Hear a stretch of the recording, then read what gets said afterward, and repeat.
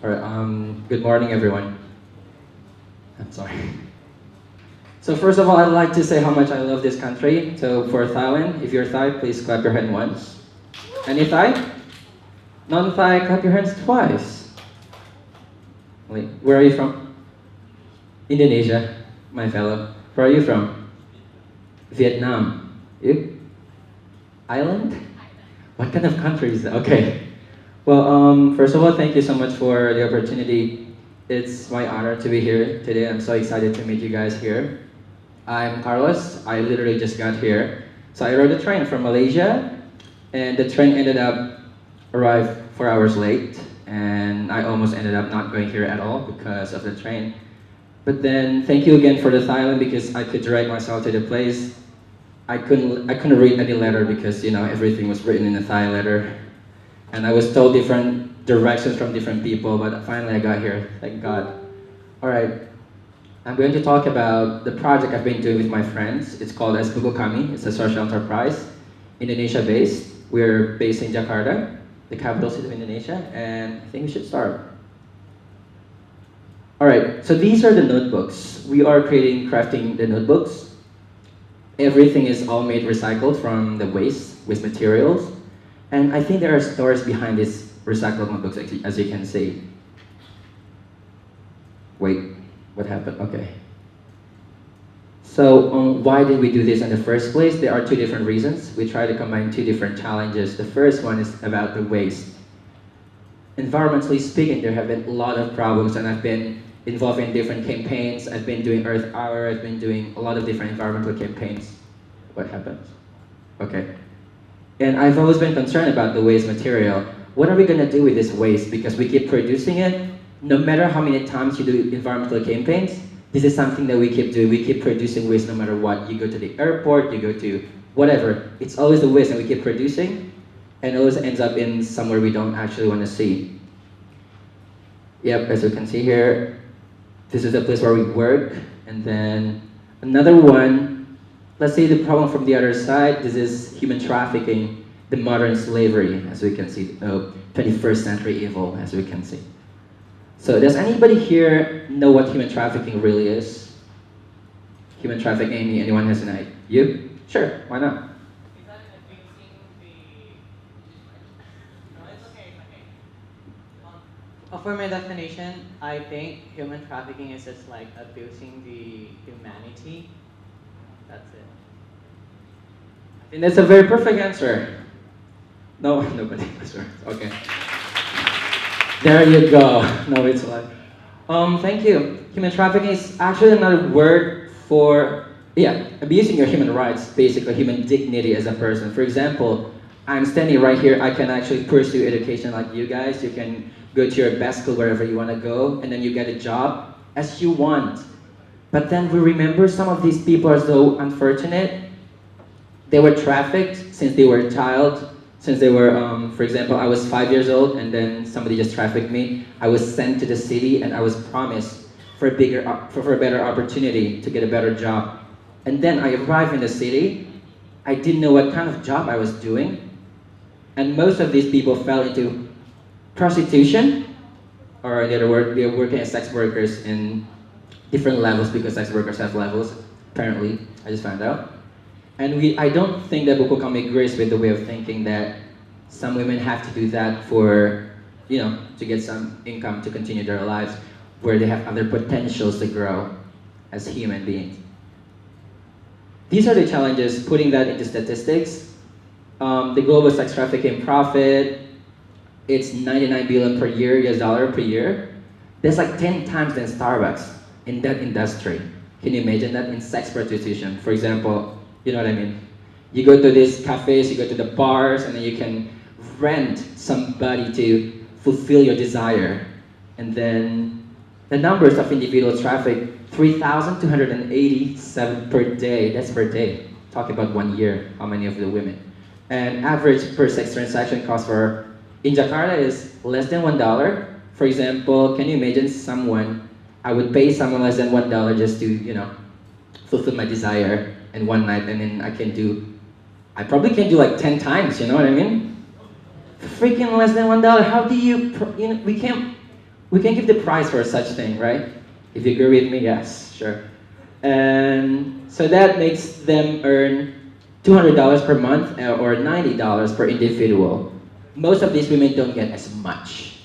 I mean, I know some of you guys might think that I think I've heard that sex workers actually earn higher income. You know, right? I heard that because, as I said before, they have this kind of like different levels.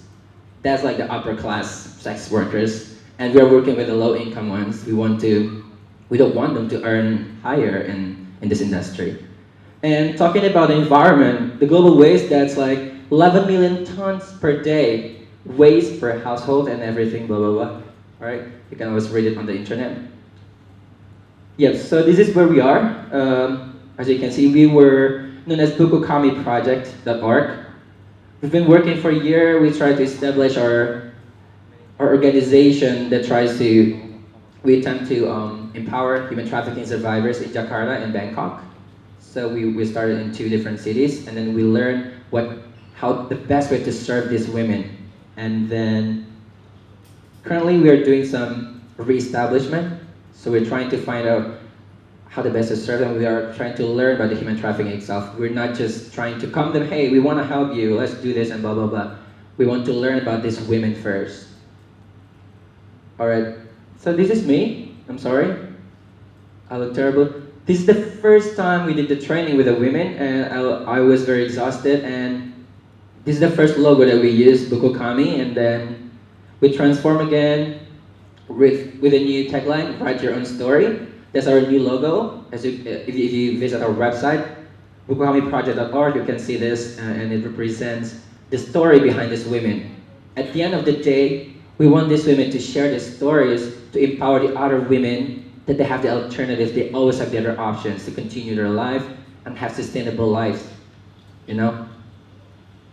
And then we're also doing, this is the newest logo. We actually haven't launched it yet, so you guys are lucky. We are doing the launching next month.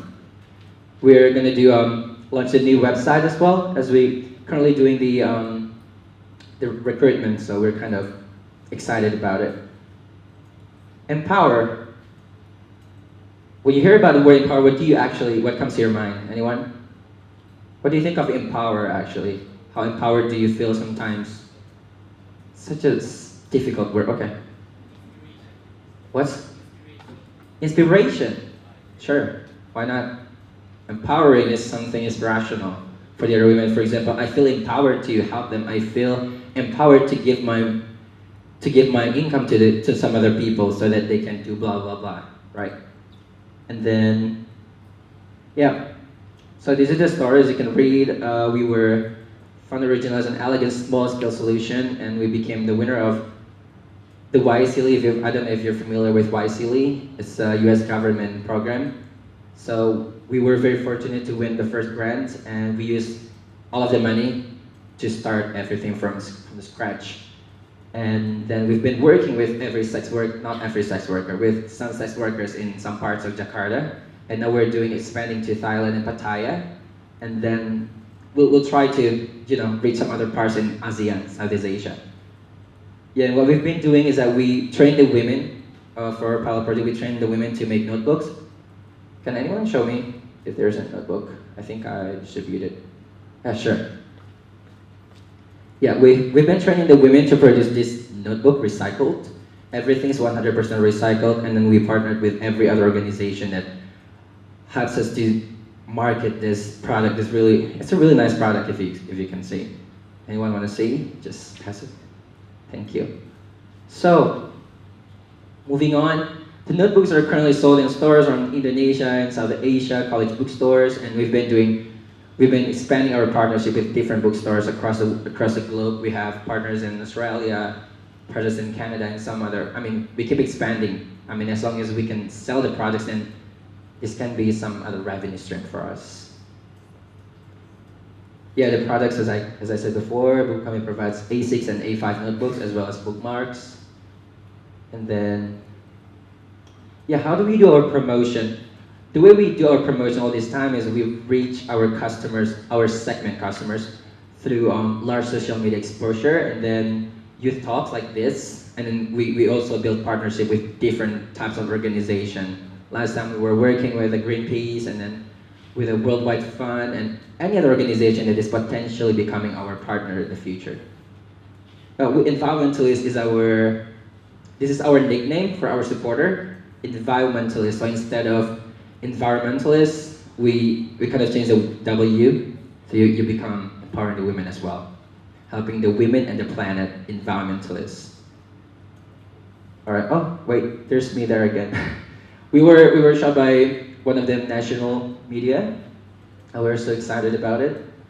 And then the place where we work. This picture is the place where we work in Jatinegara. Jatinegara is located in East Jakarta, and we have five minutes. Okay. All right, I'm gonna move. The customers, who are our customers? We are targeting the customers who are the early adopters. I don't know if you guys are familiar with that. Early adopters are the ones with higher income. They have very high disposable income that they can spend on these, and then people will follow them in the future. For example, if you know iPhone, so they were targeting the early adopters, and then people will follow because they know the value of the products after all. Transformation, I'm gonna skip it. Just gonna skip it. All right, this is a commitment. These are some of this, some of our women. We call them survivors. We don't call them human trafficking victims. I don't think that victims actually represents them in a way that they actually survive this type of life, with such income, and then they're so insecure about their lives and everything else. And this is one of the customers that bought our product. Is that the one from? No. Okay. Yeah, she's just one of our customers. I think we found them on the Instagram because when our customer bought it, they just use the hashtag, so it's easier for us to find them. Yeah. We're not supposed to show their faces, but it's okay. All right, we are game changers, blah, blah, blah. As you can see, we can talk about it later. We are currently growing as we aim to be one of the most responsible social enterprises in Southeast Asia. We actively, I'm giving my full time to develop this social enterprise, so are my friends in the team, and we have a very committed team. And then we want to become the change agents, inventors, and collaborators. Yep, this is our recruitment logo.